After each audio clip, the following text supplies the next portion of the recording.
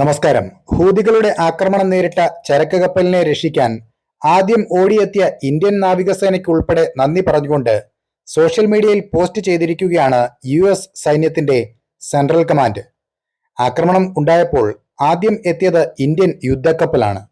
Missile ആക്രമണത്തിൽ ചരക്ക് കപ്പലിൽ പടർന്ന തീ അണച്ചതും ഇന്ത്യൻ നാവികസേന ഉദ്യോഗസ്ഥരാണ്.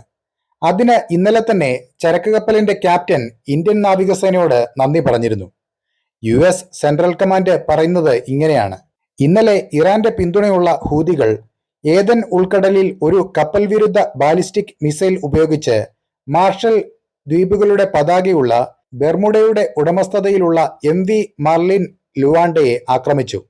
മർലിൻ ലുവാണ്ട വാണിജ്യ ആവശ്യങ്ങൾക്കായി കൊണ്ടുപോകുന്നത് നാഫ്ത എന്ന ദ്രവ ഹൈഡ്രജൻ മിശ്രിതമാണ്. മിസൈൽ ആക്രമണത്തെ തുടർന്ന് ഒരു കാർഗോ ഫോൾഡിൽ വൻ തീപിടുത്തമുണ്ടായി.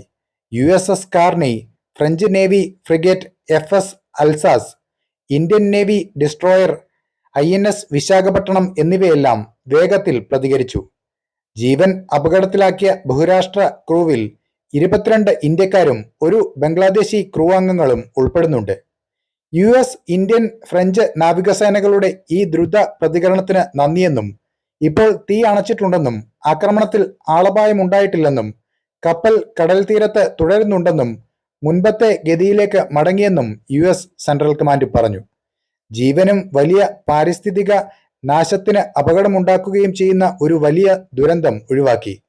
കടലിലെ മികച്ച ടീം വർക്കിന് ഞങ്ങളുടെ സംയോജിത മാരിടൈം ഫോഴ്സ് പങ്കാളികൾക്ക് നന്ദി. ഈ നിയമവിരുദ്ധ നടപടികൾക്ക് ഗാസയിലെ സംഘർഷവുമായി യാതൊരു ബന്ധവുമില്ല. കപ്പലിനോ അതിലെ ജീവനക്കാർക്കോ ഇസ്രയേലുമായി യാതൊരു ബന്ധവുമില്ല. ലോകമെമ്പാടുമുള്ള 40-ലധികം രാജ്യങ്ങളെ ബാധിക്കുന്ന കപ്പലുകളെ ലക്ഷ്യമിട്ട് ഹൂതികൾ ചെങ്കടലിലേക്ക് വിവേചനരഹിതമായി വെടിയുതിർത്തുവെന്നും US സെൻട്രൽ കമാൻഡ് പറഞ്ഞു. ഏതായാലും ആദ്യം പ്രതികരിച്ച ഇന്ത്യൻ നാവികസേനയ്ക്ക് വലിയ തോതിലുള്ള അഭിനന്ദനങ്ങളും അംഗീകാരങ്ങളുമാണ് ലഭിക്കുന്നത്. 10-ലധികം യുദ്ധക്കപ്പലുകളാണ് ഇന്ത്യൻ നാവികസേന വിവിധ ആക്രമണങ്ങൾ തടയാൻ വിന്യസിച്ചിരിക്കുന്നത്. ചരിത്രത്തിൽ ആദ്യമായിട്ടാണ് ഇത്തരത്തിലുള്ള വിന്യാസം ഇന്ത്യൻ നാവികസേന കടലിൽ നടത്തുന്നത്. അതിന് ഇപ്പോഴത്തെ കേന്ദ്ര സർക്കാരിനും പ്രധാനമന്ത്രി നരേന്ദ്രമോദിക്കും നന്ദി. ഇന്ത്യയുടെ കരുത്ത് കൂടിയാണ് ലോകത്തിന് മുൻപിൽ പ്രദർശിപ്പിക്കുന്നത്. അപ്പോൾ മറ്റൊരു വാർത്തയുമായി വീണ്ടും കാണാം. നന്ദി.